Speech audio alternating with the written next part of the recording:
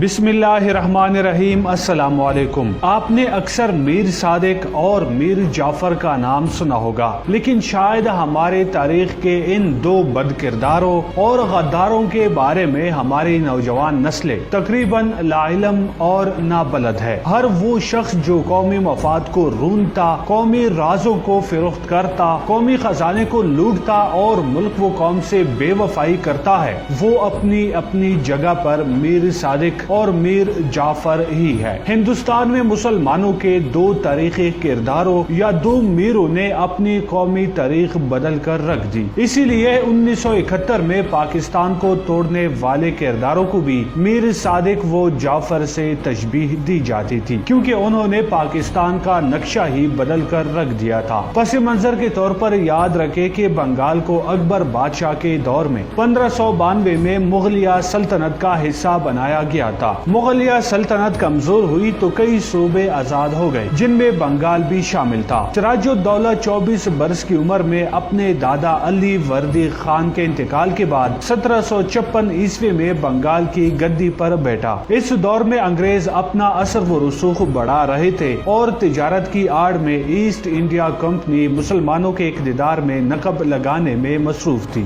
اول تو انگریزوں نے نواب کی منظوری کے بغیر اپنے تجارتی مراکز کے ارد گرد حصار بنا لیے تھے۔ دم وہ سراج الدولہ کے مخالفوں کی حمایت کر رہے تھے اور سم انہوں نے تجارتی مراعات سے ناجائز فائدے اٹھانا شروع کر دیے تھے، جن کے سبب نواب نے حملہ کر کے کلکتہ پر قبضہ کیا۔ کلائیوں نے حملہ کر کے کلکتہ تو واپس لے لیا اور نواب سراج الدولہ سے معاہدہ بھی کر لیا، لیکن اس کے ساتھ ہی انگریزوں نے سراج الدولہ سے نجات حاصل کرنے کا فیصلہ بھی کیا۔ اس قسم کے فیصلوں کو عملی جامہ پہنانے کے لیے انگریز ہمیشہ سازش کا سہارا لیتے تھے اور دشمن کے اہم کارندوں کو رشوت یا اقتدار کا لالچ دے کر خرید لیتے تھے۔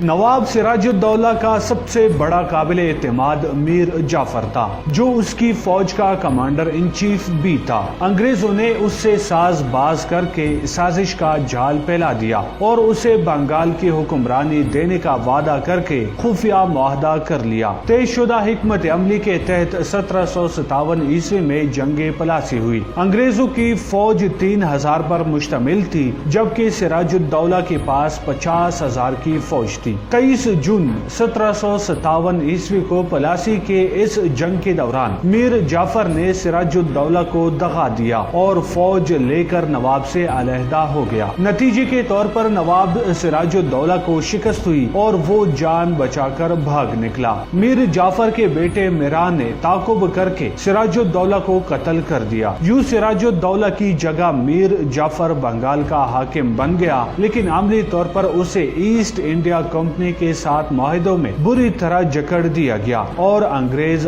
غالب آ چکے تھے۔ مختصر یہ کہ جنگ پلاسی کے بعد عملاً بنگال کے علاقے میں مسلمانوں کے عروج و اقتدار کا سورج غروب ہو گیا۔ اس حوالے سے دوسرا تاریخی کردار جو ایک ملامتی علامت بن چکا ہے، وہ ہے میر صادق، جو ٹیپو سلطان کی مجلس کا صدر اعظم تھا۔ آپ جانتے ہیں کہ ٹیپو سلطان نہ صرف بہادر، عبادت گزار اور اعلیٰ درجے کا منتظم بھی تھا، بلکہ ہندوستان میں مسلمانوں کے اقتدار کی آخری نشانی اور روشن چراغ سمجھا جاتا تھا، کیونکہ مغل حکمران جنگ بلکسر میں شکست کے بعد انگریزوں کے ہاتھوں میں محض کٹ پتلی بن چکے تھے۔ ٹیپو سلطان کو فرانسیسیوں کی حمایت حاصل تھی اور وہ انگریزوں کے توسیع پسندانہ عزائم کے راستے میں سب سے بڑی رکاوٹ تھا۔ مکمل جنگی تیاریوں اور سازشوں کا جال پھیلانے کے بعد انگریزوں نے جنرل ہیرس کی سربراہی میں میسور پر حملہ کر دیا۔ جنرل ہیرس نے مارچ 1799 عیسوی میں میسور اور پھر بنگلور پر قبضہ کر لیا۔ اس کی فوج میں 60,000 بیل اور بہت سے ہاتھی تھے۔ ٹیپو سلطان کو صلح کے لیے شرمناک شرائط پیش کی گئی، جو ٹیپو سلطان نے مسترد کر دی۔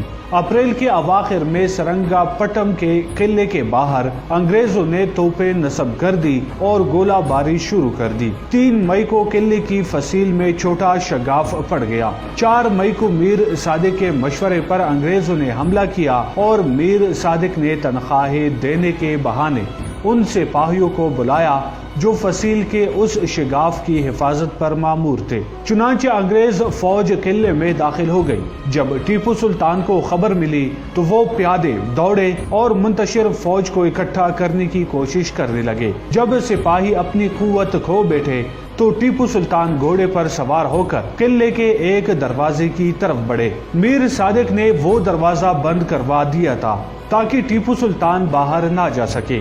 ٹیپو سلطان کے وفاداروں نے میر صادق کی غداری کو باندھتے ہوئے اسے قتل کر دیا اور ٹیپو سلطان انگریزوں کے خلاف لڑتے لڑتے شہید ہو گئے۔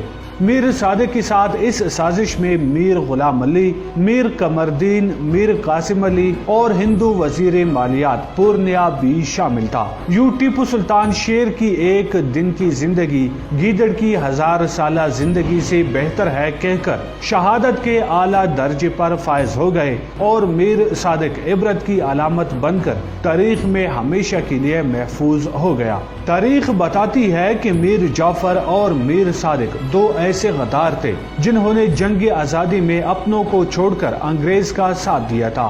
میر جعفر نواب سراج الدولہ کی فوج میں ایک سردار تھا۔ اس کی بد فطرتی کا یہ عالم تھا کہ نواب سراج الدولہ سے غداری کر کے ان کی شکست اور انگریزوں کی جیت کا راستہ ہموار کیا، جس کے بعد بنگال پر انگریزوں کا عملاً قبضہ ہو گیا، جبکہ میر صادق متحدہ ہندوستان میں ٹیپو سلطان کے دربار میں وزیر کے عہدے پر فائز تھا۔ اس کے بارے میں مصدقہ اطلاعات ہے کہ چوتھی اینگلو میسور جنگ میں انہوں نے ٹیپو سلطان سے غداری کی اور سلطنت برطانیہ کا ساتھ دیا، جس کی وجہ سے میسور میں اس جنگ کے دوران ٹیپو سلطان کو شکست ہوئی اور وہ شہید کر دیے گئے۔ میر جعفر اور میر صادق کا کردار تاریخ میں سیاہ حروف سے لکھا جا چکا ہے۔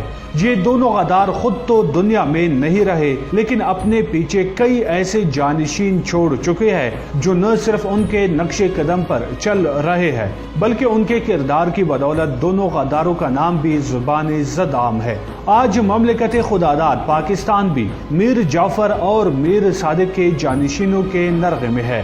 آج کل کے حالات دیکھ کر تو لگتا ہے کہ پاکستان میں میر جعفر اور میر صادق زیادہ ہے جبکہ ٹیپو سلطان کم رہ گئے ہیں۔ ٹیپو سلطان سچے مسلمان، عظیم سپاہی اور ہفت زبان تھے۔ وہ ہر وقت باوضو رہتے، نماز فجر کے بعد بلا ناغہ قرآن پاک کی تلاوت کرتے، مکروہات اور فہیمات سے مکمل اجتناب کرتے، اپنے شاہی فرمان کی پیشانی پر اپنے ہاتھ سے بسم اللہ لکھتے۔ وہ خود تو شیر کی ایک دن کی زندگی گیدڑ کی 100 سالہ زندگی سے بہتر ہے کہہ کر وطن پر نثار ہو گئے، جبکہ ان سے غداری کرنے والا میر صادق آج بھی نفرت کی علامت بنا ہوا ہے۔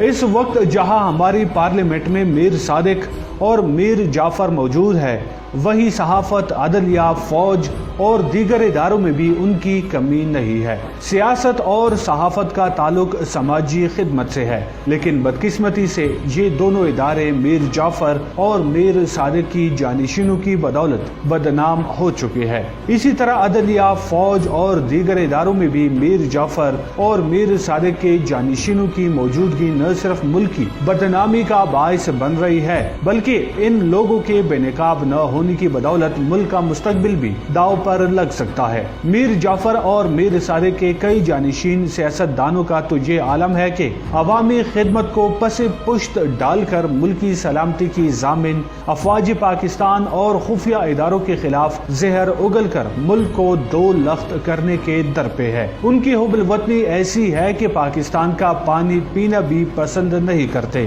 بلکہ منرل واٹر کی بوتلیں بھی یورپ سے آتی ہے۔ کسی غریب سے ہاتھ ملا لے تو فوراً جیب میں ہاتھ ڈال کر اینٹی بیکٹیریل ٹیشو پیپر سے ہاتھ صاف کرتے ہیں۔ بدقسمتی یہ ہے کہ یہ لوگ ملک چلانے والوں کے ساتھ صف اول میں بھی بیٹھے ہیں۔ اب ہماری ذمہ داری یہ ہے کہ ان کو پہچان کر ان کو ملک سے نکال باہر کرنے کی کوشش کرے۔ ان کی پہچان یہ ہے کہ یہ ہر وقت ملک کے خلاف زہر اگلتے رہتے ہیں۔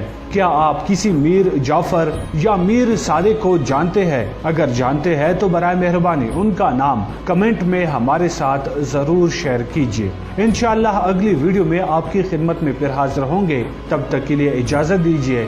اللہ نگہبان۔